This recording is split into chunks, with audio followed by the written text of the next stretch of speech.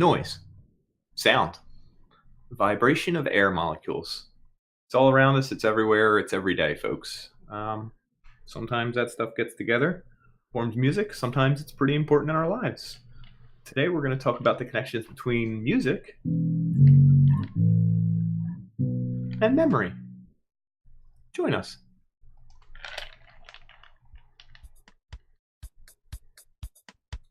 So I'm Dan. And I'm Nick, folks. We're old friends dissecting one topic at a time. People, technology, media, we've got it all covered. Each discussion here is a deep dive into our unique perspective. The taboo, forbidden subjects, they're all on the chopping block, baby. We don't pander to popular opinion. We might even get a little bit dirty. Warning, this podcast may contain mature language and sexual content, and is for infotainment purposes only. So join us. Have a good time. Open up your ear holes, because we're going to fondle your follicles.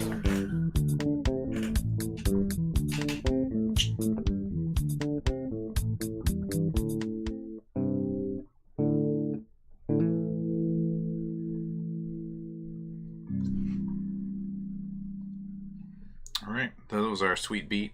Now available at the Virgin Megastore, CompUSA, Tower Records, Circuit City, Media Play, Sam Goody, or Suncoast.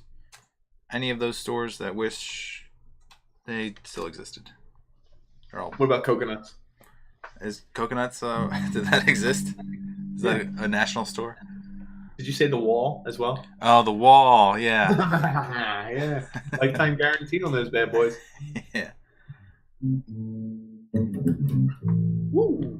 We got licks coming from everywhere. This is a lick episode. We're just going to sit here and chill with y'all. We're just going to play music. We're not even going to talk. You guys want to turn off your mics? You want to smoke a little something? You want to just get fresh to death? Don't let your parents know. Close the bedroom door and let's get... I'm going to jam with my ice cubes because it's aleatoric. Random noises that make sound into music.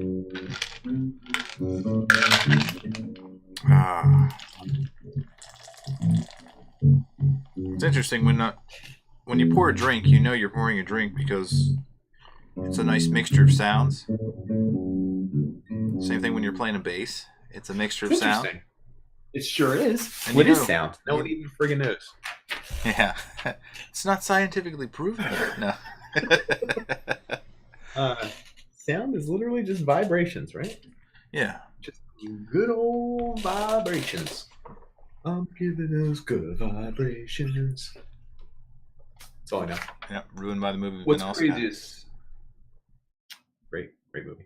I wanted to read a few quotes about music. Everyone has them. Most women or teenage girls who have a blog will put this. Women, when I went to school, had this in their AIM bio. Is that what that was called? Your bio? Yeah, I think so, yeah. Profile? Whatever it was called. Here's a good one. Music is the only proof I need for the existence of God. That could be anyone, teenage girl. Oh, it's Kurt Vonnegut. Kurt Vonnegut. He's like a famous author. I was like, that's whatever. Here's another one. Without music, life would be a mistake. I was like, what? Britney Spears? Like, who's that one? Nietzsche.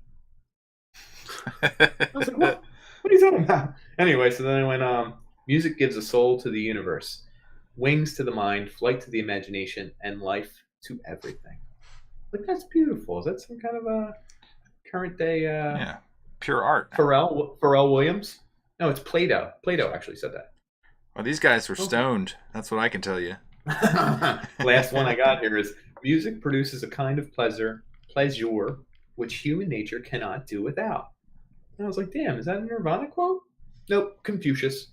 God damn it. Fantastic. Who doesn't have a good music quote? And it occurred to me, this is like the person who puts in their Tinder bio, I like music. It's like, yeah, dude, we all do. Yeah, good job, so is buddy. That the general consensus? We all like music, right? Yeah, I think that happens from a very young age. Even as a baby, they say you can react to different types of noises. You have distressful reaction to certain noises. They call it so there's cacophony, which is like a cacophone of annoying things. It's a mixture of noises that you don't like. There's the opposite, which might be your bass playing, I'm not sure. They call it euphony, like euphoric audio. So here are two excerpts. So the first one's supposed to be something you like. So that's the euphony. You gonna play along as I go? I just wanted to see how long it takes. How much it would annoy me, or someone else, or just someone a touch, else in the house would just a me. touch. I'll put it down in a second. It's hard to put it down. Like when you start, like I know there's when you play it, you feel like there's maybe you're like it's a mantra, a little you're like meditating a little bit. I am glad that I played instruments when I grew up because it was a different type of meditation than anything you could do. It definitely resonates, just like this next passage will. As soon as you put that damn bass down. All right, folks, putting it down. All right, expensive piece of wood, a lot of mahogany, a lot of. Do you oil that every day with your own hand oils? Oh no! I should. Extra greasy forehead. It's a full week since I played it, so it kind of feels weird. Oh, he's getting. If you've had friends who are musicians, they do this constantly. They'll just pick up their instrument and start jamming, and then they completely ignore you. It's something that just he's trying to irk me. I'm not trying. I am irking. Hold on. Ooh, that was a perfect release. You almost always hear interference when you do that, folks. The worst is drummers, okay? Because the drummer can only play loudly, and they can only fill a room with sound, and they can only completely dominate. And then they find a sick beat that they love, and they're like, the only way I think a drummer can commit something to memory is a muscle memory thing. They actually have to physically play through a meter like 10 times or 20 times to commit it to a physical memory, because it's not as mental drumming. It's almost more physical. So it's not their fault that you're a loser. Okay, so human speech has this nice rhythm to it, or not. And these are two excerpts from poets. This first one is supposed to be pleasant, rhythmical, and harmonious. It's an example of euphony. So, someday love shall claim his own. Someday right ascend his throne. Someday hidden truth be known. Someday, some sweet day. So it's melodic. Can you, hold on. Can you tell me the first 10 words of that? I'll show you a trick. Someday love shall claim his own. Someday right ascend his throne. Someday love shall claim. You're supposed to be able to do it with paper. If you say he's holding his louder. paper to his face. I don't know. I'm holding a paper to my face. There's a way you could do this. Someday love shall throw away the keys to my love and my throne, and overtop it without ne'er a problem the world shall in itself find. There's a way. We used to do a thing called stress and anti-stress, and most human speech in English, at least, the most ear-pleasing way is to do a stressed word, an unstressed word, a stressed word. It's like iambic pentameter. Yeah, a little bit. Yeah. But in the actual speech, like just the words we use somehow. Natural speech does that, like up and down kind of rhythm, so people can follow along to what you're saying. Mm-hmm. So this is a cacophony, which is harsh, often dissonant sounds, things that are I'm not looking forward to this. Not folks. fun. So babies react to these words negatively, even before they know what words are. Really? My stick fingers click with a snicker, and chuckling, they knuckle the keys. Light-footed, my steel feelers fickle, and pluck from these keys melodies. It does sound kind of Yeah, sticky. It's hard to swallow. I didn't like it. I wouldn't swallow those sticky fingers. Yeah, those knuckly keys. Not a fan. No. Not a fan. Ah, damn it. Mm-hmm. So the new Flyers mascot just fell. Have you seen him? I don't understand why they need a mascot that's this gritty, but I don't know. Sorry. I'm just retweeting his fall. There's a lot of people who need to see it. Okay, retweet. Check. We just lost a viewer. They were like, I didn't think this was much of a retweet show. So when we talk about... Did you find the definition of music I was going to go with? Oh, definition. Sure. Oh, wait, no, I did. Go ahead. What were you going to go with? The sound? Cacophony versus the other one? Yeah, what sound has what? Loudness to it, decibels, and then has a frequency to it. Yeah, I have music kind of touches on that, dynamics. Yeah. It's interesting because there are different definitions for the scientific version of sound transmittal and what a human hears. It's like frequency has an analog that if a human hears it, it's the pitch, because pitch is different for people. What we under. Yeah. Oh, it's internalized, I guess. Yeah, it's internalized and it's unique. So, like perfect pitch varies from person to person. Perfect pitch. Yeah. Okay. Yeah. A lot of that. Well, let's get into music then, because we're going to touch on this in music. So let's just do this. It makes music unique. It does, actually. I agree with you. Yeah. Well, there's a reason why. I'll say music is drumroll, folks, bass play, folks, guitar strum, folks.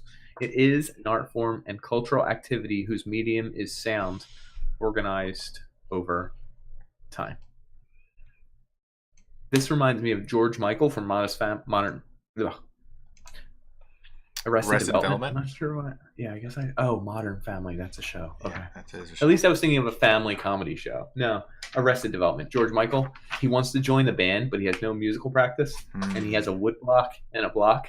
And he says, "Please let me join the band, Uncle so-and-so, Uncle Tobias and Aunt Lindsay."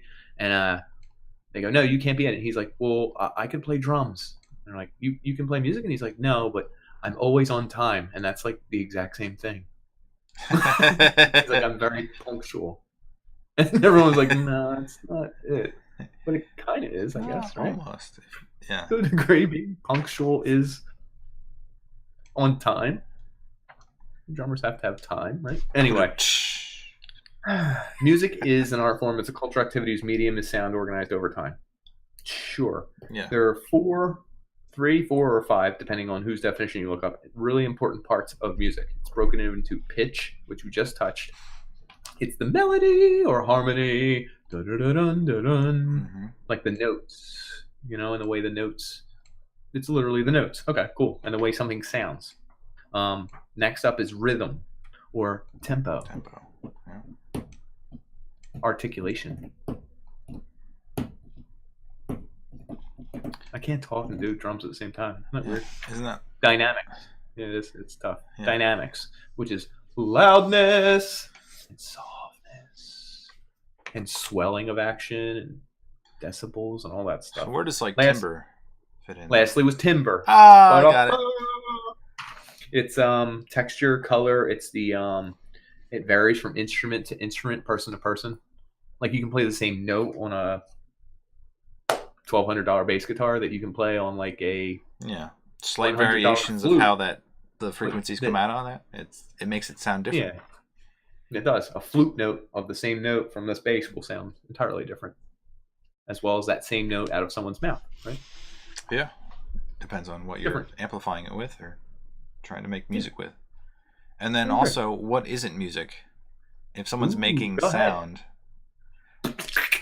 I'm gonna use your own little.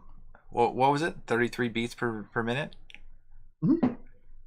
So if you do something slower than that, it doesn't count as music because you're no longer fluidic. You want to expound? I do. What I'll say is most music you come across today, most music you hear on the radio, most music your friends listen to, your parents listen to, everyone in the world listens to, you can find variants. Please do not go in the comment section and say, "I know a song that's in 60 to 160 beats per minute." It's like kind of a standard pop song, rock song, most soul, most blues, most 80s songs, most every goddamn song you can think of. Most. There are variants. What's ironic is that's also like common heart rates. I mean, resting your natural rhythm, your ability to sense. Yeah, because you sense in that time. I mean, when you're exercising, you're in the 160s, 180s. You can get up to 200 if you're younger, 160 if you're older. Is that usually how it goes? I can't remember. 160? Something like that. I missed it. I think as you get older, your max heart rate goes down, right? Really? Is that... I thought so... When you exercise. Like a kid's max heart rate's like close to 190 or something, but like if you're 70, you better be like under 150 when you're exercising because you'll die. Yeah, so like resting heartbeat gets restricted by erythrosclerosis, I think. Thanks for the word. Hardening of the arteries. Here it is, folks. Yeah, it's a hardening of the arteries. Arteries. So arteries. I guess you can't. Yeah, you can't. Damn it. I guess your resting heartbeat goes down because you physically can't endure that much stress on your heart when you're older. But does that mean you can't enjoy music? I mean, you can't hear music? I mean, No, what's your... I wasn't saying that. I was literally just talking about the human range of heartbeats Oh, okay. and how is it a coincidence it coincides with our music? I mean, probably not. Although, ironically, that you bring it up, old people do like slower music, right? That's Knock true. off the hip hop and the loud metal music because it's too fast. Well, most people like to dance to music, so if you're going too fast for an older person, you can't dance to that music, so it makes it less That's true. immersive, I'd say. Yeah, I would say. But so what you were getting at earlier is 60 is kind of the lower range of most songs. You can find songs in 40, 45. They've surmised that as low as 33 beats per minute by oral psychologists is the general cutoff for how slow something should be. Because once you get outside of that, you leave your subjective rhythmization. Woo! Because usually you're present for like 3 to 8 seconds. You're in a perceptual present, and you need to hear a couple beats against each other. Because when you hear a beat and internalize it, they say you break it down to strong and weak beats. So like boom, boom, boom. I'm nodding my head at the strong beat. You feel what I'm saying? Yeah. Even if because you differentiate the 2 beats or the 3 beats or the 4 beats or whatever, but usually one is a strong beat, the others are weaker. So you need to have at least 2 in your reference frame, and if you span it out too long, they say that essentially you're trying to remember the old beat. You're like, yeah, it was there, and I'm going here. And it's a thing called being in the present, a perceptual present. So that's like what short-term memory is like what, half a second long? So if you get anything above that, 2 to 4 seconds, isn't it, or something? 2 to 4 seconds? It's longer than that. Something like that. Yeah. So it's in this range. So like otherwise it's shifting into a different area of memory, and you're not pulling that from your present memory. It's a stored memory. Because at that point, you're on a beat and you're staring at a past beat that's in the distant past that you have to remember, and you're thinking of a future beat that's in the distant future. Usually when you're listening to music, you're just feeling all the beats because they're all in the present. That's why they like all these things to kind of be in your present. That's why, hence these numbers. So would you say if you're dancing to a song and you're moving in such a way that you could capture the beat with your body, do you think you could make a song slower and have it still work? Maybe they said the only way to do it, and drummers can do this. You break down 80 beats per minute and you internalize it like this. You're constantly counting faster than the song. Yes, exactly. And then you hit on the snare on the every fourth. Well, what you can do then is that on every fourth you don't hit, and you wait till every 16th, and then you'd be playing at 20 beats per minute. So you can pretend hit and not do it. Pretend hit, not do it. Pretend hit, not do it. That's a lot of not doing. Pretend hit, not do it. Pretend hit, not do it. Pretend hit, not do it. Really do it. And as I'm hitting the really do it, I'm actually hitting 20 beats per minute. But honestly, I'm counting at 80 beats per minute is the idea. Yeah, so and that was actually a great example because I got completely distracted when you were doing it. I was like looking left and right. I don't know what was less. And I'm not a music theory guy. I dabble in it, and one of my friends is a music guy, but that was maybe not 80 beats per minute. So nobody come at me in the comment section and tell me I was way off. But that's the idea behind it.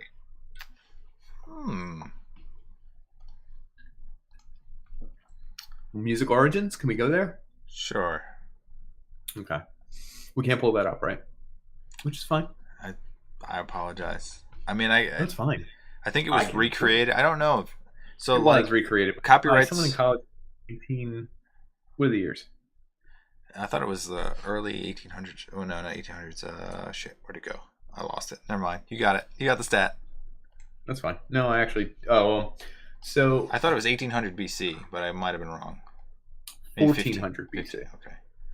Yeah, 1400. Earliest song ever recorded onto cuneiform. In cuneiform. There you go. Yes. So they dug these up in the 1950s. They were in Ugarit, Syria. It actually even had a name. There were like 9 clay tablets that had music. They must have recorded like 9 or 10 songs. All the clay tablets were like pretty much wrecked and destroyed, except one. It was Hurrian hymn number 6. What's kind of interesting is it was Anatolian in origin. They were shipped over to Syria, and they came over and they brought their music with them.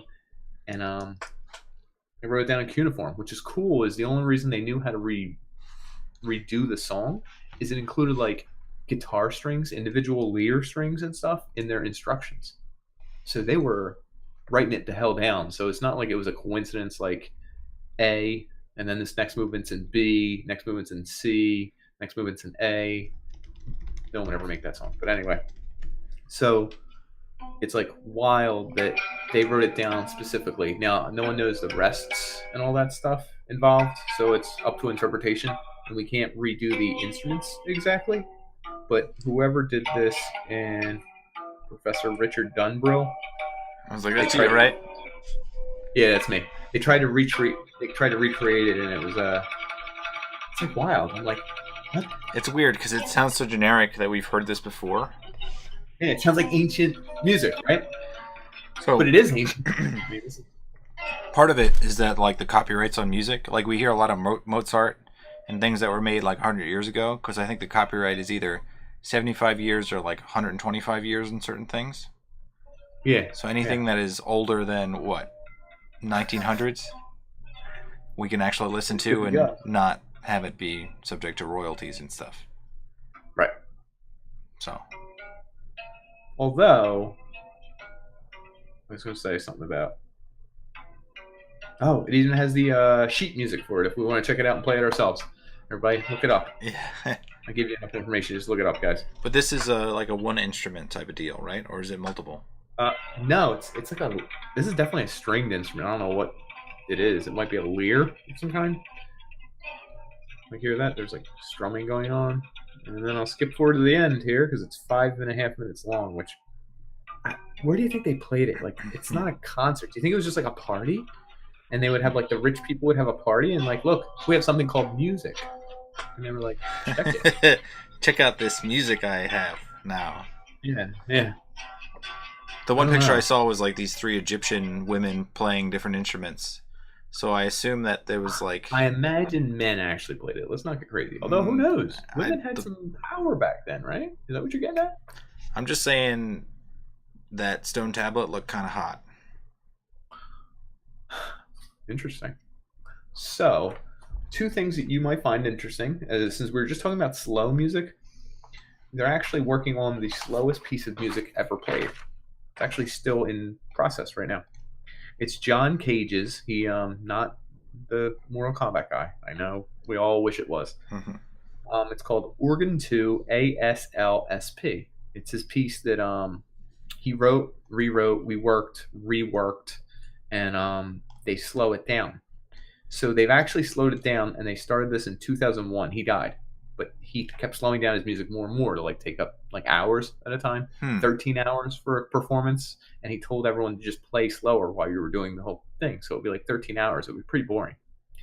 Now they've done something as soon as he died, the day he died, or on the anniversary, the 18th year on the day he died and his anniversary, they did the long plan here. In 2001, they did the rest. It was a measure of rest.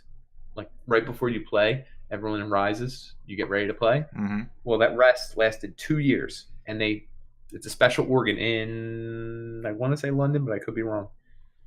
They hold down one note in 2003. I don't know what note it is. February 5th, 2003. That's when the first note started. That note will be held down for 2 more years.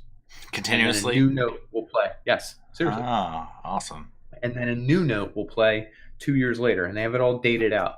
The piece will end May 9th, 2030.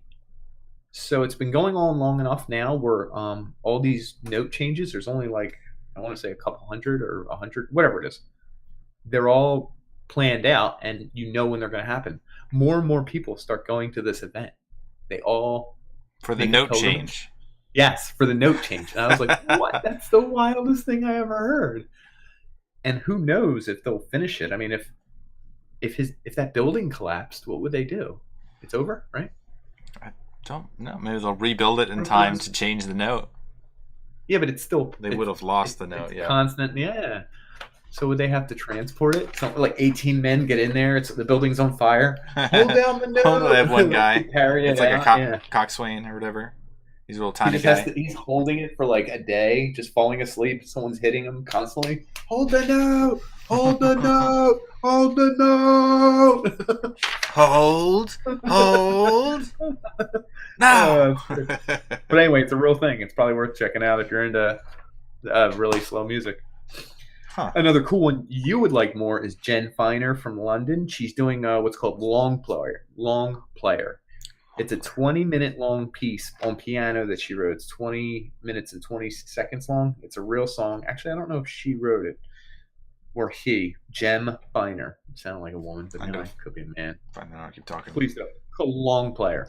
Anyway, they made an algorithm that'll keep spitting out a new version of the song, and you can continuously play it. It will be continuously played from now for 1,000 years without repeating.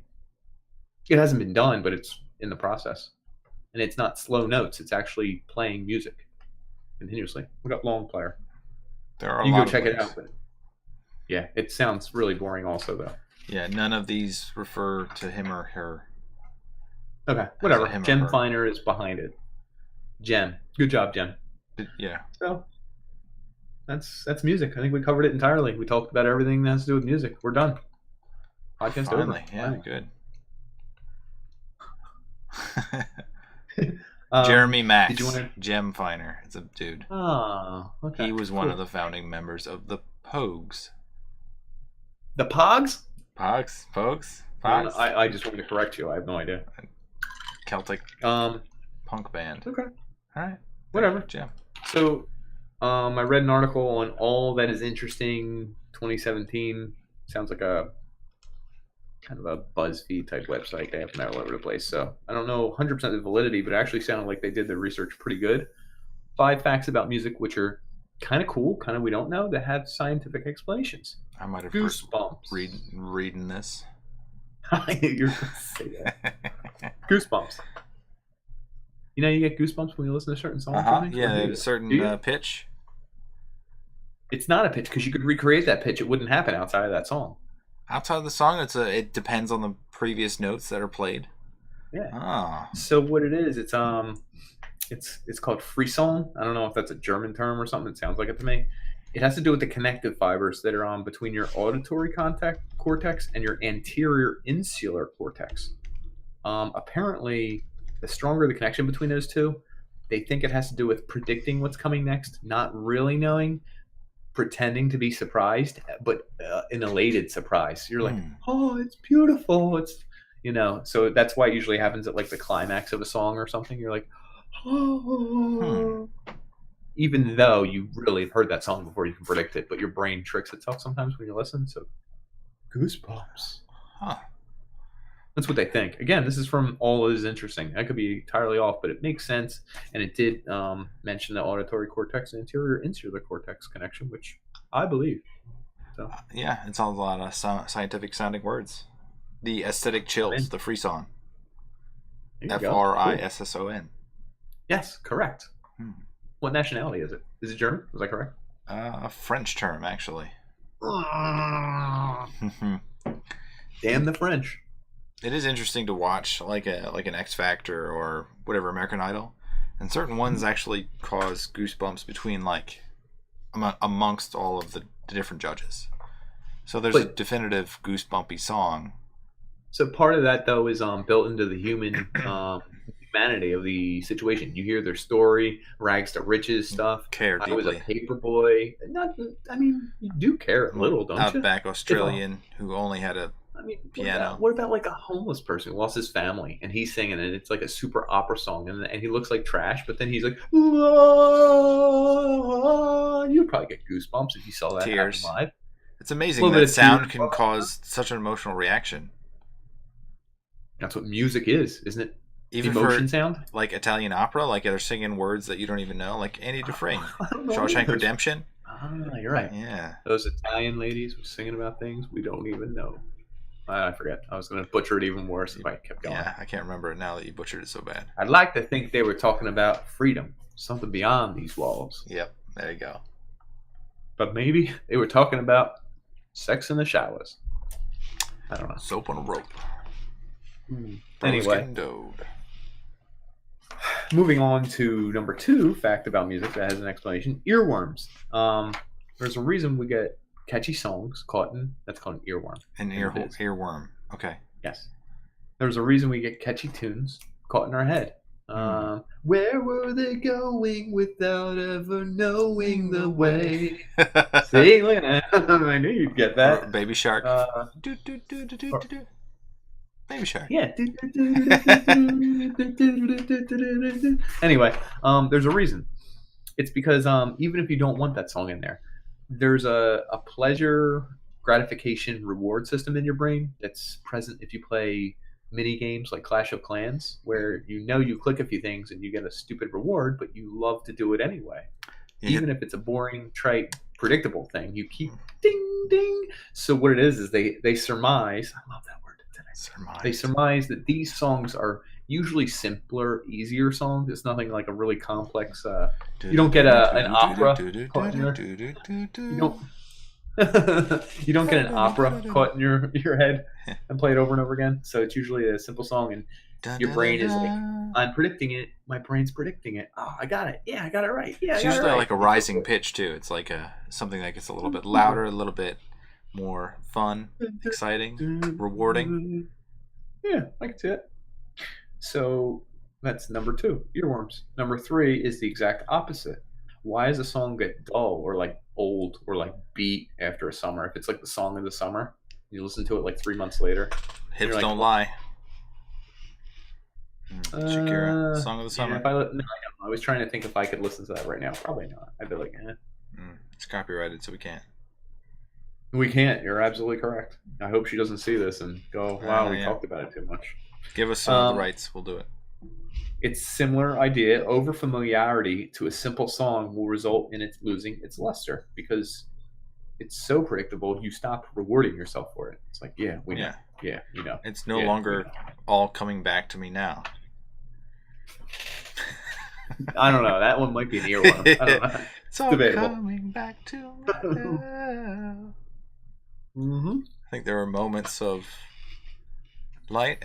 No, wait, there are flashes of light and moments of pure. I don't know how it goes. I was going to say you're way further than me in that. I was just going to nod and be like, yeah. Things we'd never do again, but then they'd always seem right. You're going to love this next fact. Okay, hit it. What shapes our music tastes? Music tastes. I give up.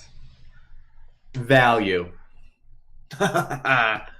So, they scientists did a study on this. They asked all these people to rank these 2 piano pieces. One was like a homeless dude who they told to slam the keyboard. One was like a master pianist. When the person listened to the 2, they told them sometimes the truth, sometimes the opposite, sometimes the truth, sometimes the opposite. Almost always, regardless of whether it was a homeless guy slamming a piano with his elbow and his Peter, they always chose the master pianist sound better. They were like, oh, we love that one. That one sounds so much better. Even when they were wrong. The reason scientists think that is we have a perceived value on a thing. Now, when you fast forward to when we grow up and stuff, a perceived value is like our friends like it. People our age group like it. This is this is the sommelier. The sommelier is the person who knows really like about wine. Yeah, the wines. Yeah, sure. He comes up to you and says, "This is the finest wine we've ever served here. It costs X amount of dollars that you can't afford, but you're going to drink it anyway, and you're going to love it." And they love it because they spent so much money on it. And then you get those guys in the back room with a wine test that has $1,000 bottle of wine and a $10 bottle of wine, and they can't tell what it is. Sommelier. Not at all. Made up terms for people that are too fancy to know what's good and what's not. But you'll love that it was value-based. So we love value here in music. So I guess if you don't know well, that's the first thing that you try to figure out about a piece of music, right? Is that who is playing this. You try to figure out. And I'm going more with the other way. Who else likes this? Do my parents like this? Too, yeah. Do my friends like this? That's a value too. Who do I want that's to an associate? Everyday value. Yeah. Yeah, kind of. I mean, maybe not intentionally, like, only fellow teens like this. I will like this. But in the back of your mind, it might help influence something, you know? And then you listen to something enough times, 10 times, 20 times, and now you kind of like it because you can predict it. You can probably like most music if you get into it. People are like, I can't get into grindcore. I'm not a big early hip hop guy. I got to do stuff now. But like, if you get into the scene, you could probably enjoy most music, I would imagine. So there's that stat about older people that, well, they get like ALS or they get some sort of like brain damaging disease, and then they can't do very much of anything. They can't recall anybody. They can't form new memories. They don't really make friends. And the last thing that generally goes is music. So if you play a song, they can remember memories and moments.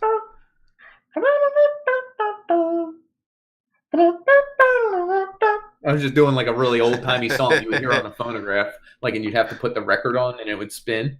And she'd be like, I remember that tune. Remember me. Yeah. From the movie called Coco. Oh, that was a good song. I didn't catch it because your inflection wasn't good Remember enough. me. I'll say that. That was better. It was actually a really good one. Oh, thank you. Did he have a butt chin too? I think he did, actually. They make all the good characters have butt chins. I don't know if you noticed that. Me. Yeah, I think I'm doing it wrong, but because I haven't seen it since theaters. Okay. Let's see that again. But yeah, they did it against older people who didn't have any memory of anything else, and they could recall things based on music, because music starts hitting the different areas of your brain. I think it was called, Broca's? Broca's area?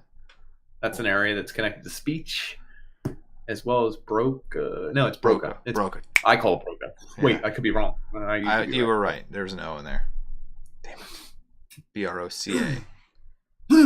But anyway, there's also an interesting point you touched on. I wasn't going to go here yet, but let's talk about how music helps.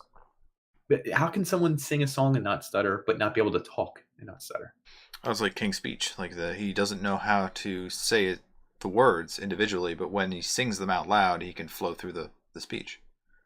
It doesn't make any sense. You're saying more. You're making more sound to sing than to talk.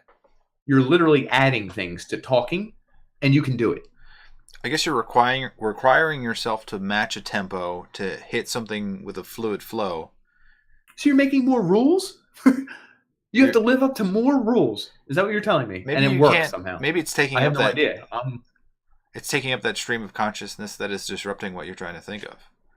That could be. So in other words, your consciousness is what's ruining speech. Maybe you're focused too much on it, and the song lets you break your stream of thought that is destroying your speech. You have too much going on. You can't think about the word itself. You're busy thinking of the melody. You're thinking of the timing. You're thinking of the pitch. You're singing. You're already thinking of the next line and refrain. You don't have time to be like, today, Junior. You know?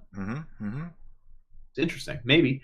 I also think they've been using music therapy for a lot of kids that won't speak on time, people recovering from strokes. Music is like the go-to thing. It's like it's super innate. We discussed that in the beginning, but it is.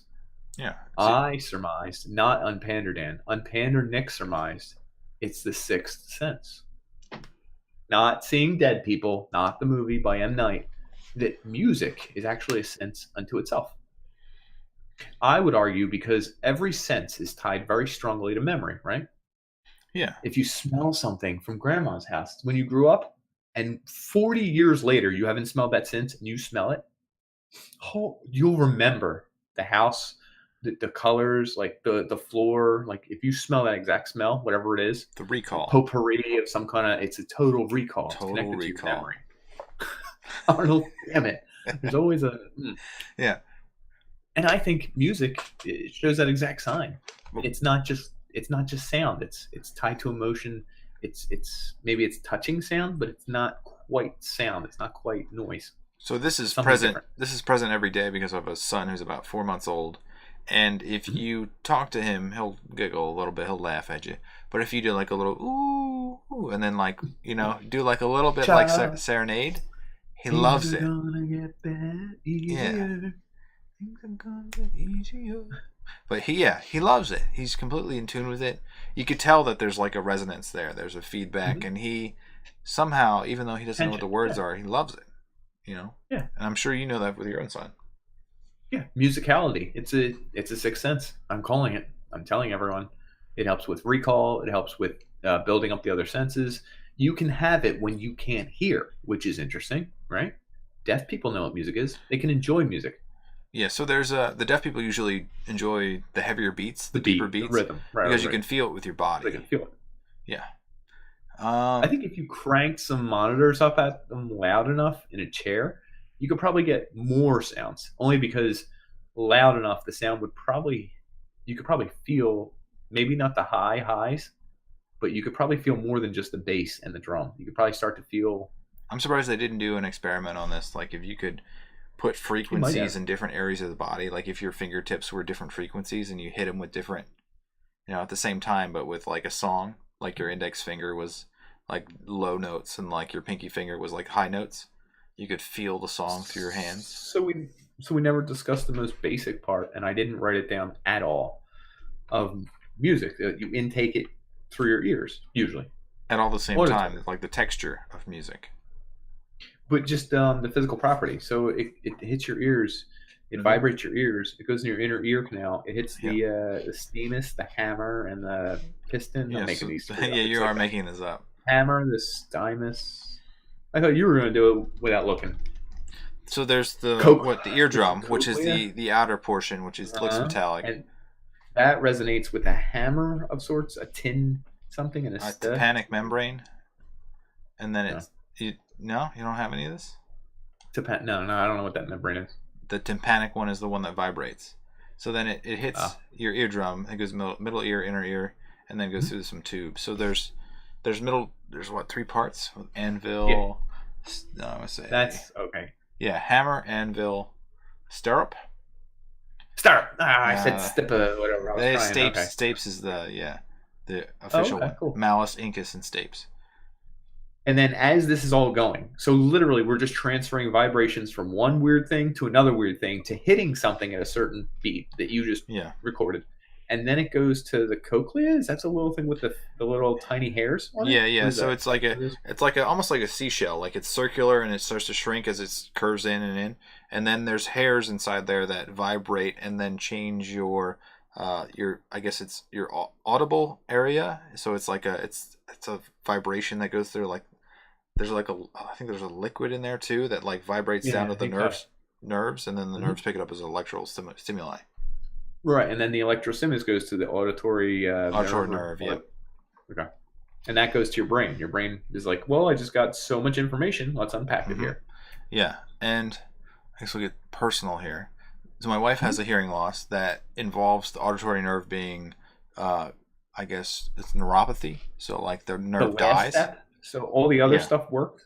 Yeah, all the other stuff works. So it's kind of a weirdness where she could pick up different noises, but it would be like garbled because the nerve doesn't transmit the sound. Register.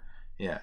But there are cochlear implants which take a digital signal and then send it beyond the nerve. So it's directly implanted into her brain, which is kind of like another episode. Yeah, it's like, well, if you were listening to like a video game from like a long time ago, like a Nintendo game.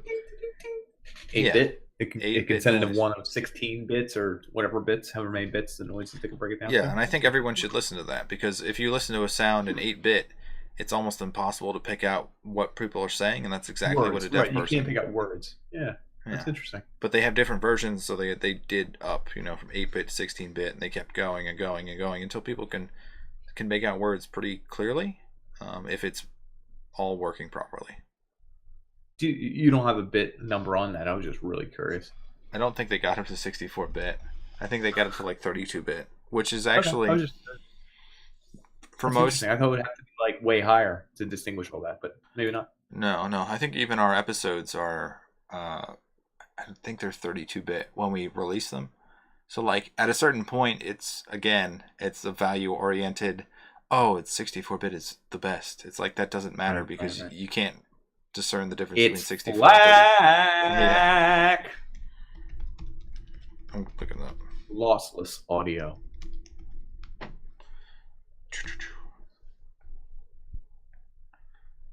See if there's anything that hits me in the beginning. No. Yeah, I was just curious. I actually didn't know that. Okay. There's probably something else in here, but I'll miss it. That's okay. That's cool. And we're going to come back to something like this. Yeah. You want to talk about people who can't perceive music? So sure, yeah. I mean, we're in the subject area. My grandmother was deaf. She used to babysit us all the time. We would play tricks on her. Not tricks, but like we would. Me and my sister would always be like yelling, I'm gonna do something bad to see if she could hear. She never could.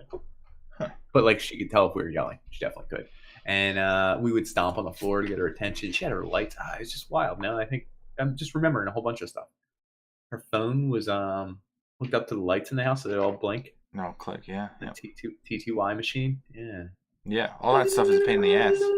It is. Oh, it's definitely inconvenient because the world is based on your 5 senses. Yeah, we had 6 senses, including music. Yeah, doorbell, lights would flicker. That's why we have dogs. The dogs will alert her. I didn't know that. That's pretty cool. So, wait, you still have the flicker? No, the flicker's a pain in the ass. So we just rely on the dogs. Not worth it. Plus, I'm here most of the time. And then captioning. Everything has captioning. Yeah, I mean, that's not a big deal. I grew up with that. That was on every TV, and it's funny. So different programs have different captioners, and different ones are different grades of good, different grades of slow, different grades of spell everything wrong. The funniest are the ones that spell something wrong. It's like, and he's back, he's going back. Oh, another fumble, and then the person like they're already talking about the next subject, and the person's like back black, and then the person like stops. You see them backspace 9 times, and they fix it back. And then sometimes people stop, like they see the mistake, and then they keep going. They're like, "Who cares?" Keep going. Just chug along. That's pretty funny. Yeah, but so there are people not like because deaf people can dance. My grandmother could dance. Was she good at it?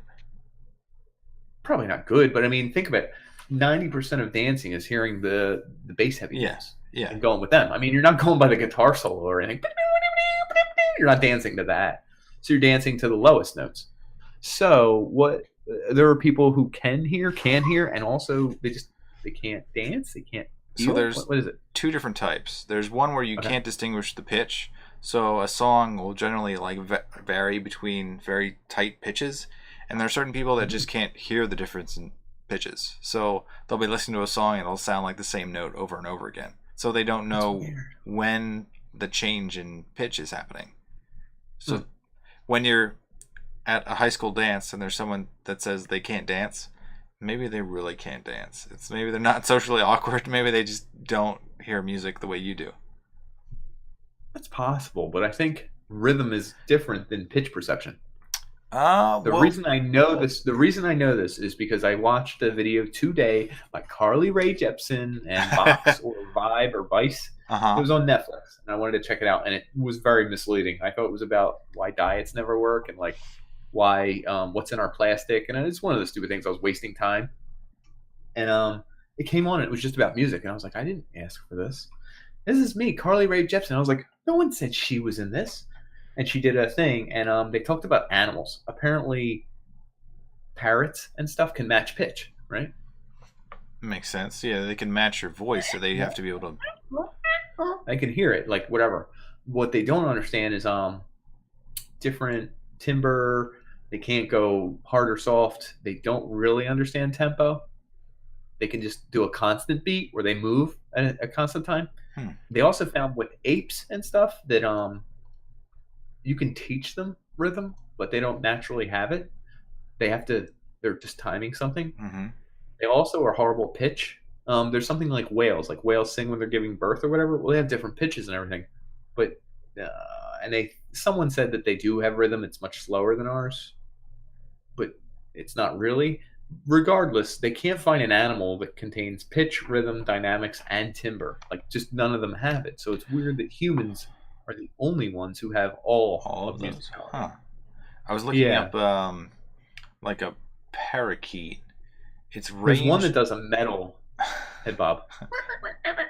That's a badass parrot. So like a parakeet maybe is from like the 500 hertz range for frequency to like 10,000 kilohertz. And a human being is like 20 to 20,000 hertz. So a parakeet can't hear all of the frequencies that a human being can hear. Wait, he can make the sounds or hear them? He can't. There might be a difference. He can't hear all of the sounds that we can hear. A human's range is much larger than a parakeet's. Is range always the same that you can make and you can hear? I'm not sure that you would make a sound if you couldn't perceive it in hearing. But no. But I would imagine you could hear more than you could make. Because your vocal cords might be limited, but your ears wouldn't. No, I'm just imagining. I think it would be the reverse, actually. You think you could hear less than you could make? I think you would accidentally make extra noises whereas you can't perceive as many noises as you can hear.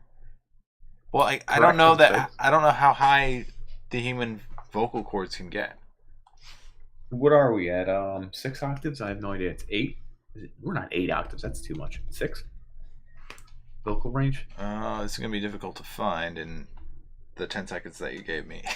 I was looking at the graph. Look it up. I'll move on to. None of my stuff I got into really. You want to talk about like dog whistles? Like we can't hear a dog whistle. No, but we can. How about sure, dog whistles. There's stuff that we can actually be hit with that is a sound, will vibrate our ear, and it's just too high. We can't register it. It's like above 20 kilohertz. Like dogs, I think can hit up to like 65 kilohertz. Yeah, dog. That's why a dog whistle. You blow it, and the dog will. It's annoying. Stop. And you're like, I can't hear anything. Real high pitched sounds. For a while, they thought they might be damaging, but really, ultimately, it breaks down to how loud the volume is and how close to your eardrum it is. So most of the time, it's not actually dangerous. I came across something sinister and the opposite. Did you come across sounds under 20 hertz and what they can do to human beings? So it's the same thing with electronics. So like the lower frequency has more power. It doesn't attenuate as quickly. Attenuation is like the loss of power over a distance. So like really high frequency sounds don't puncture through walls. Right. They have to be close. They have to be close to your ear. Yep, exactly. And that'll hurt you. Damn, and it's a lot of energy, but it's using really quick. Yeah. A lower frequency can go over a farther distance, much farther, and still retain its power. They think that it's called infrasound. It's sound below 20 hertz. Usually 20 to 7 hertz, that may affect human blood pressure, fear, nausea, and dizziness. There are no laws in place right now, but they're finding that some workplaces that are too overcrowded, like a place that has like millions of employees or thousands of people in an office, chances are they could have a piece of heavy equipment in there, whether it's an air conditioning unit, something else that's not secured properly and is producing sound waves at 7 hertz. People are complaining of being fatigued, nauseous, dizzy, whatever. This came into play, especially, I want to say 4 to 6 months ago, when the U.S. diplomats in China and Cuba. But that was debunked, right? I think I couldn't find anything on it. I read a story that, I heard from an expert that it was debunked. I don't know who your expert is because I Googled it tonight and I was like, let's see what really happened. And it was just articles from June. All the articles were from June, every one of them. And it was like, even the Canadian diplomats pulled out, and it was apparently people were getting sick and they don't know why. Like something was. So that depends on the decibels, right? Like you're talking about a certain frequency at a certain decibel. We didn't really talk about like what decibels we hear normally. So there's the softest sound you can hear is 0 decibels. A whisper is around maybe 20 decibels. Rainfall. Jet engine 120. It's getting up. Did I get it right? Jet engine. It depends on the engine, I guess. It's up there though. Let me work my way up. Rainfall is about 50. Speech is about 60. Really? A washing machine 75. City traffic is about 85. So at 85, they start talking about your exposure. Yeah. So if you're constantly exposed to city traffic, 8 hours a day, you're at a threshold where you can be damaged by it. You can start to lose your hearing. Noise pollution, quite literally. Exactly. I lived on Harbison Avenue. It was a 6-lane highway that led to 95, and it was like you could hear stuff all night, all day. I only lived there for like 9 months, but it was a different experience. Did you have any ambulances going by? Because they're at like 120 dB, and at 120 dB, it's not. If you're right next to it, that's not good. You can only listen to that for maybe 30 seconds before you start to have damage. That's crazy because I used to run alongside ambulances at full speed, and I was a quick kid, so sometimes it would be a minute before I lost them. But no, I've heard plenty of ambulances go by, but I wasn't hanging out with them. Interesting. So wait, are ambulance workers in danger? Maybe so. Vehicle? Maybe not. Weird. Can we just crack open the case? Yeah. Are they? Is that a profession where they lose their hearing quickly? Police? I don't know. That's firemen? a good point. It's a good question. I will go back to dancing though. So okay, so the fifth fact on my page I started 20 minutes ago. Yes. Is why we dance when we hear music, and sometimes we can't stop it. Can't stop the music. Why do Just we dance? Dance. You can dance if we you dance want to. Because our mind is mapping out the beats. In mapping out the beats, they actually do it physically as well as psychologically. So we're hearing the beats, we're predicting the beats. That's the beauty of your brain. It's always predicting. Well, it's predicting them physically too. So you're almost... Well, you're using different parts of your body, your hand.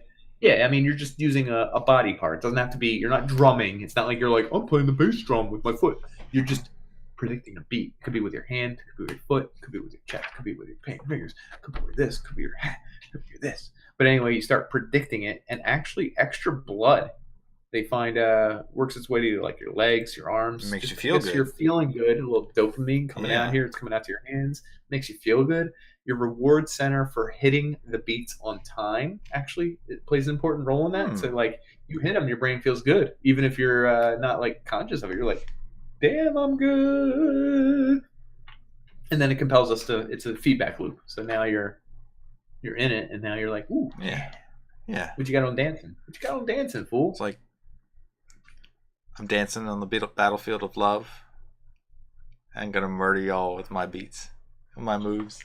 Can you tell us what that's in reference to? So I guess when I was younger, I was always afraid to dance. I don't know. Maybe I'm an introvert, and I never got out there to just enjoy myself and just ignore what people thought of me. Because I guess that's how introverts think. They always think people are looking at them rather than you. Always good vibes out, bad vibes in. Judging.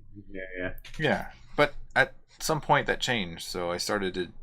Like weddings. I love weddings now. Dance at your wedding? Did you dance at your wedding? I most certainly did. I can't. I was drinking at your wedding. I know. Yeah. Yeah. It's anybody out there that's like worried about it. I mean, just let go. Just forget about all the bullshit that you might be holding up about. Just let go. Dance on the battlefield of love. Interesting you say that, and interesting you had this exact sentence. I don't want to copy on Panderdan, but I never wanted to dance. I was nervous. I was a nerd in 8th grade and stuff and whatever. When I started 7th grade, I was actually cool in 8th grade. It changed. When I started playing music in 9th grade, bass actually, my sense of rhythm changed. It became internalized. I know that sounds overhyped, but it really did. I think I was confident enough that I could play a note in time and predict things and do something in time. Yeah, I was like, it's not that hard. Your foot, just feel it. The one step. But literally, then you start feeling it, and once you can feel a beat, then you don't lose it. Especially if you're practicing a bunch or you're doing stuff like, if you feel music, you can't lose it. If you're counting out loud, like I used to think that's how people dance. They would be like, moving my right hand, moving my left hand, moving my right hand. Oh, moving my right hand. Like doing the waltz. Move your left foot. So you got like 2 triangles you're trying to move into. Yeah, and 1, 2, 3. And people are counting it. Like that was my idea of dancing and music when I was a kid, and I was like, oh my god, feel it in your body. If you just feel it, like 100% feel it, awesome. You can't screw up. Yeah, you do it. And I will copy on Panderdan and say, I love weddings. I love dancing like hell at every wedding I go to. I make a scene. I have a good time.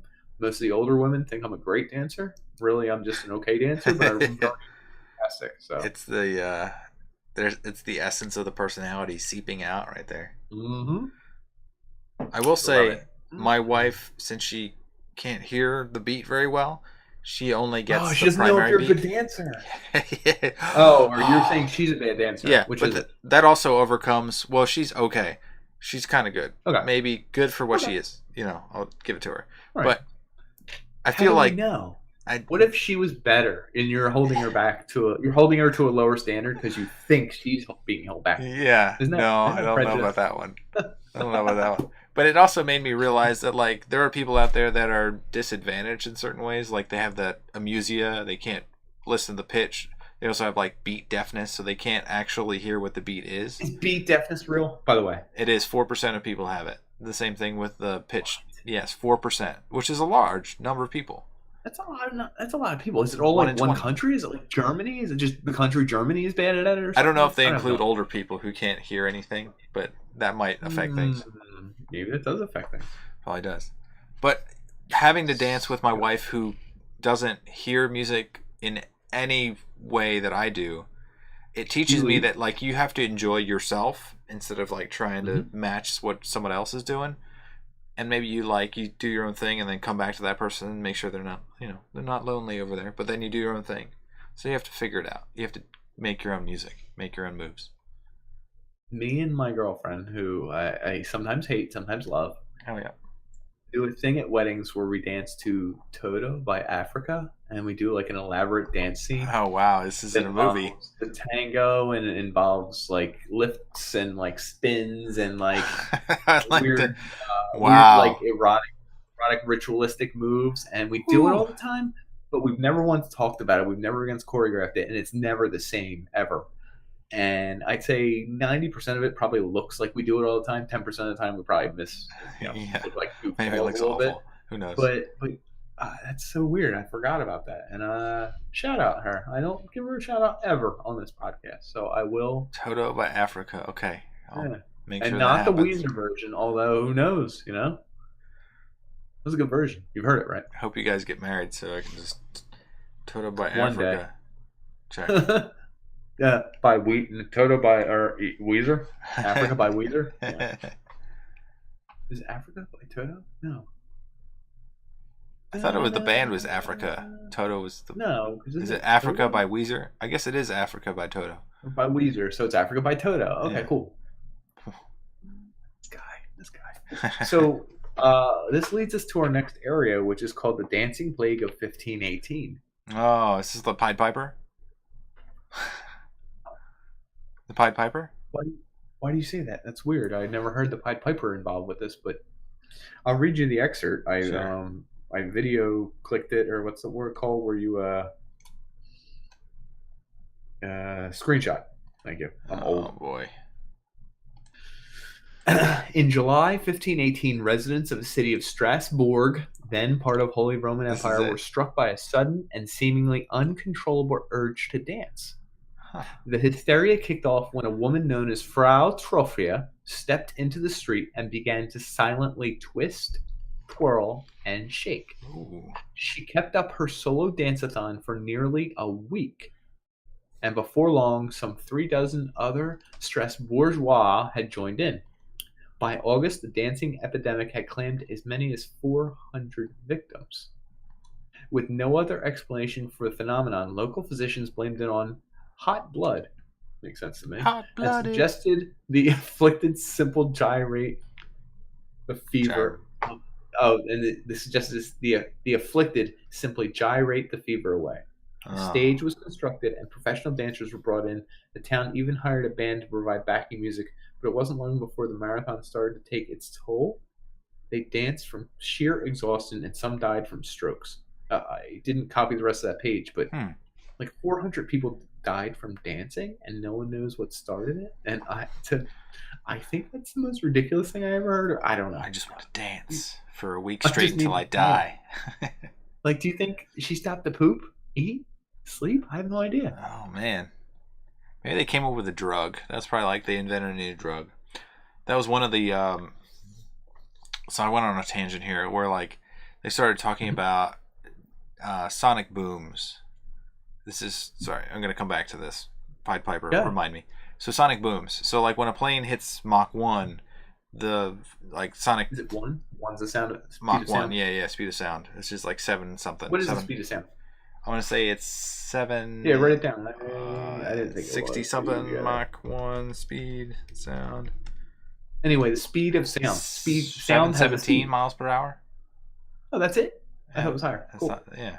So they did a test in I think it was like Oklahoma City where they had multiple planes hitting Mach 1 and the boom that's created, the sonic boom, is when the sound waves cannot move faster than the plane. So what I didn't know was that when it hits a sonic boom and it goes faster than 717 Mach 1, it has a continuous boom, and that boom just keeps going with the plane.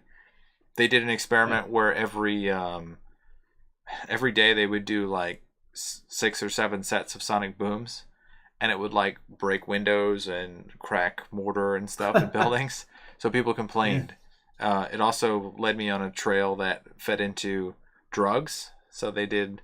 So I'm assuming that this dance-a-thon was probably started by the Germantown inventing some sort of drug. Probably like an ecstasy-like drug where they just wanted to dance. That's it. Yeah, and the CIA had like MK Ultra. MK Ultra was like they started testing LSD and various drugs on people to see what their reactions were. Yeah. That was a government project. And we'll talk about this in a later episode because it's really fascinating what the government has done to people, and it's awful. Well, interesting you brought that up. It leads to our next subject. It does. It actually does. Thank goodness you, smart cookie. Has anyone ever heard of I'm trying to pronounce this guy. Marijuana. Yep. I've had tons of marijuana. Anyway, apparently it's become closely associated with music, which is one of our senses. Marijuana and music. So maybe it affects our senses, and our sixth sense music is affected by it. So a lot of stoners say music sounds better. Hey man, have you ever listened to it on weed? You know, they lean in and you're like, come on dude, I get you. I'm a scientist. I have a job. I have a kid. I don't do that kind of stuff. So I did a little research of my own. Okay. And I Googled it. That's all I did, folks. I don't know where everybody thought I was going. We're not investigatory journalists here who go around ruining people's lives and don't care who they leave bloodied and no matter who they care, because I'm an investigatory journalist. No matter how many people I leave bloodied. Anyway. So in the United States, at least, I don't know about elsewhere, jazz music in the 20th century became like synonymous with marijuana. I didn't realize this because I realized that. I didn't realize how old school it was. So Dizzy Gillespie and like Louis Armstrong, they're like Louis Armstrong, like the trumpet guy. Forefront? Yeah, but like that's like real old school. He like makes Miles Davis look old or young. I said that wrong. But like he's one of those old guys who I'm like, he's one of those old school guys playing the trumpet. Apparently, like these guys were big into weed. Like that was their thing. They were like, we do this all the time. It helps us play our music. And performance enhancing drugs. A little bit.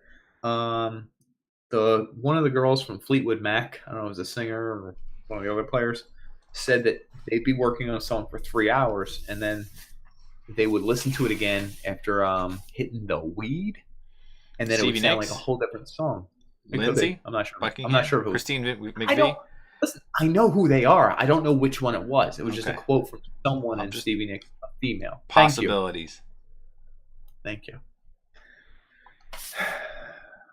I just learned the bass line to... No, the other one. Break the Chain. I was learning that while we were setting up. Do, do, do, do, do, do, do, do. Just the bass is playing. Dun, dun, dun, dun, dun, dun, dun.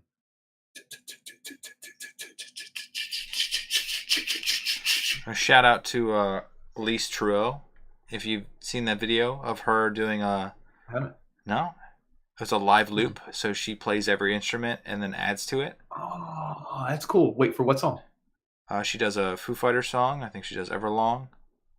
Yes, I did see this in either your history or my history. Maybe you sent it to me. I didn't see the whole thing because I was at work. Oh, so. You need to look at it again. And everyone. So what other songs do you do? Everlong? And she did another one called Burn, which I like. That's my favorite one. But it's impressive to have her go around, and I don't know how she actually like captures the loop and then like regurgitates it back, because she does like 5 different. She does drums, bass, guitar. Sings. It's badass. She's a badass. I haven't seen it, but I know people who loop instruments and do it. Mm-hmm. Anyway, so I did a little scientific study. I was trying to figure out, does marijuana actually affect how you listen to music, or is it just the perceived thing, or like, is it just cool to say it? Apparently, they think that marijuana does one of four things. It expands your timing. So someone who experiences 15 seconds of real time thinks they're experiencing 16.57. Don't ask me where they came up with these goddamn numbers, people. Yeah. 2014 article. And it was So based does it on a mean they're scientific thinking slower? Faster. Faster. They thought 16.57 seconds go by for every 14 or seconds or so. Slightly faster, okay. Right. Now your brain's moving faster, but everything else is moving slow. So you get some sort of like syncopation, you get some kind of offbeat. Okay. So there's more time to think inside your own head. That's why people become paranoid when they're on weed. Okay. People get more attentive on supposedly. Supposedly, from what we've heard. Anyway, it's called expanded timing. So your mind's eye becomes faster. Your consciousness is faster. But everything else seems slower. Really, it's probably everything slowing down. Your mind's eye staying the same, but we won't get into that. It also is a product of relaxation. So you're not really paying attention to external stimuli. You're literally paying attention to the music, because who gives a damn, dude? I'm here to listen to this jam. Yeah. Your attention. Oh, that came with relaxation. I combined both. Good job, me. Next, we have what I've summed up with all three of these is called a shorter here present moment. Your here moment becomes actually shorter. Like we mentioned earlier, a present moment in listening to music is like 3 to 8 seconds or 2 to 4 seconds. Short memory. Well, a person maybe on marijuana, short-term memory is even shorter. Because like I said, the brain's moving quicker, so 2 seconds to them is really 1 second. So 3 seconds of memory is really like 1.5 seconds. Okay. So now they're looking at a 1.5 second window of music. Makes it quicker. 1.5 seconds, not a lot. No, it makes it slower. Makes everything seem like, man, I've been waiting forever for the refrain. When's it coming? Oh, damn. Makes it. Oh, shit. Look at the chorus. It's still coming. Oh, they're going to use the same notes. Oh, my God, that's crazy. And then you're like this. You're like, wait, the bass is still doing it? The guitar is still doing it? The drummer changed up his chorus move, dude. That's badass. So you're more involved in it. But also, it is slower to your brain. Like, it seems slower. So you have more time to look at it, more time to focus on it, and more time to think about it.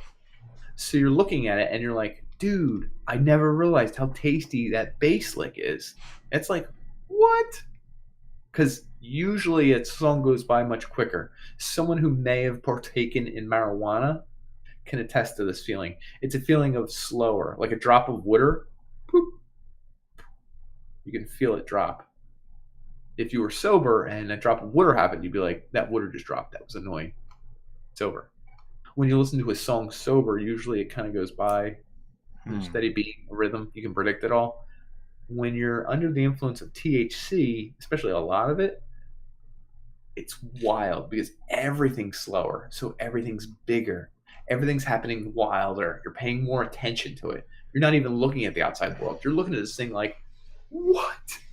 Holy crap, they're playing clocks in the back of Pink Floyd's song. What are the clocks even doing here? Like, you have more time to ask all these questions, and you're kind of stupider, I will say. But it's very... That's the closest scientific explanation I can give. Everything seems slower to a person on THC. And I will say, I read a story about two guys who got into a Ford Escort, went behind an area, made a mix CD. It was snowing, and they turned on a CD that they labeled good. And it has Led Zeppelin, Dazed and Confused, and they listened to it stoned out of their minds, behind a Guitar Center, actually. And it was wild. You could see snowflakes falling slower. You could hear the bass notes playing like individuals. You could see everything coming together slower. You could feel the refrain coming back like 5 minutes away. You could almost see it coming. You could just it was probably wild for those individuals. I've had many you would call testimonies I read that were about that. Being entranced by the music. 100%. You're very in it. You're also 100, like I was just mentioning, 100% attentive. So I'll bring it back 50%. Go ahead. I'll bring it back to the Pied Piper of Hamlet. So they had that.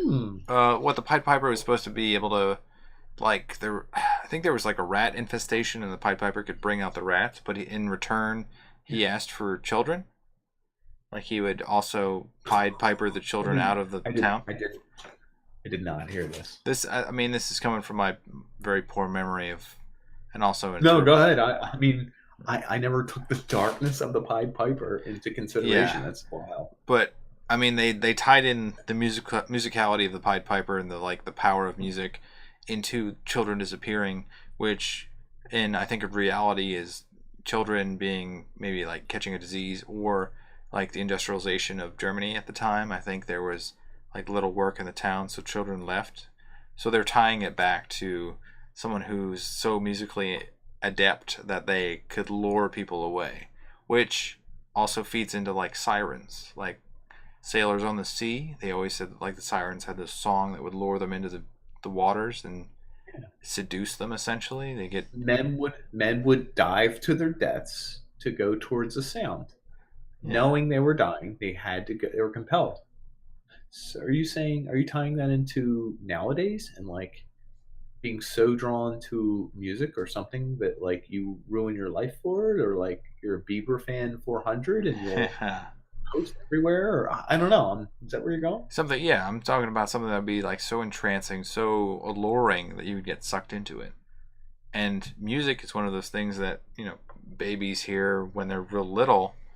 Maybe you still have that essence that if you hear a song that can suck you in, you get stuck by it, and you get lured into whatever trap it is.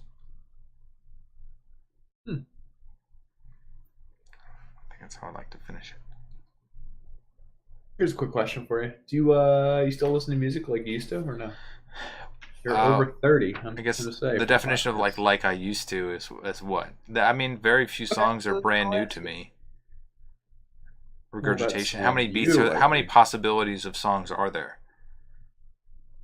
I mean, there's infinite, but there's some that sound a lot like previous ones, and pop songs tend to do that quite a lot. I don't disagree. So, 4 Chords That Made a Million. What do you listen to? Yeah, that's a great song. I love that song. What do you listen to on your way to work? Talk radio, whatever radio, talk like pop radio. Like, what do you do? I have like all the songs from my previous probably like 20 years of existence I have on one USB. So there's like a pop section, which is the random. How big? This is important. How many songs? So it's 8 gigs, which is, I don't know how many songs that would be. Jesus Christ. I have a music collection. I have a problem where I used to label my music, download it legally from torrent sites, and then send money to the artist to make sure they were covered. Yep. But I would do it with discographies, artists, everyone I came across. Mm-hmm.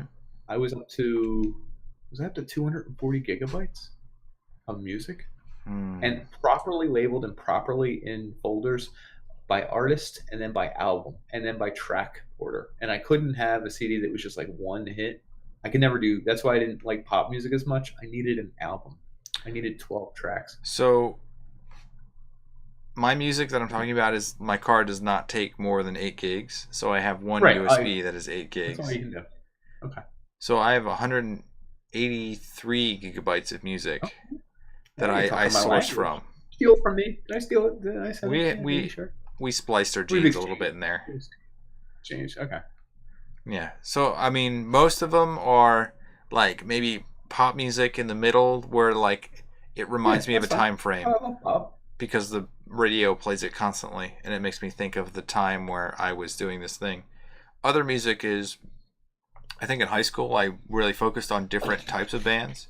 So like Dave Matthews Band, Incubus, 311, all sorts of things that I started when I was first listening to music, like Eve 6 or let me see, Inside Out, Metallica, Everclear, Nimrod. What was Nimrod? It was Green Day. Green Day, yeah.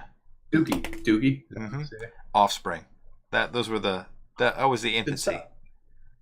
I don't disagree. Listen, I wasn't asking for musical choice in general. Yeah. I was asking about your music use. So on your way to work, you shuffle it. What do? You listen to it? Do you sometimes listen to the weather or traffic or? Never listen to weather or traffic. Okay, I didn't know, dude. How about in the shower? You ever listen to music? Yeah. Get on my Bluetooth speaker. I just listened to it tonight. It was one of my first times. Oh, I don't usually listen to it in the shower. Oh, good on you. Get some dance moves in there. Get a little personal. You gonna share that with a future podcast? Yeah, I will. For donators of the Patreon, I guess. Do a little fade out here. No, because I don't know what to play. I just wanted to grab it, man. We're gonna do a recap, or are you gonna fade out? Do a recap. Talk about. I don't have it plugged in, so. Yeah, frequency, pitch, timbre, the texture of music, melody, rhythm, tempo, beats per minute, jazz music of the 20s, the dancing plague of 1518, a big proponent of us. Ooh, U.S. diplomats in China and Cuba getting sick from sonic weapons. Yeah. Just saying, we're looking into it. On panders, we'll get to the bottom of it. Euphony and cacophony, and consonance and dissonance.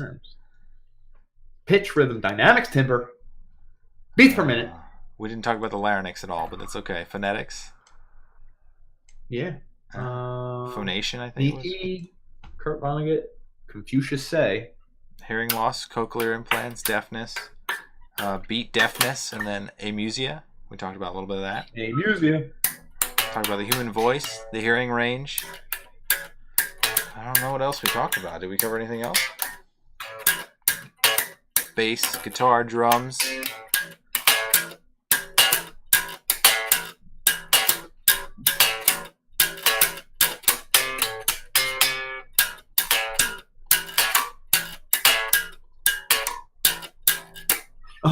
I guess when you drink, you're Ooh. Well, I guess, folks, the important thing here is that we do like you.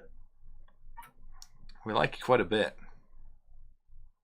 And we like your contributions in the comment sections and everything else, and all your Patreon money and all your money and all the money you send us and all the stinking money that overflows the walls. Oh, give us those bitcoins, baby. No. What do you like to do? Do what you feel thanks is anyway. Right. Keep doing it, folks. Thanks for tuning in, and we'll serenade you, I guess. We will send you a song. We will. You're not gonna like it.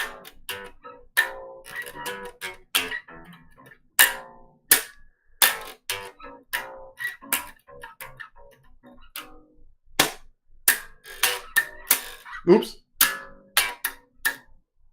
Gonna have to cut him off here. Good night, guys. Yeah, you're gonna have to, dude.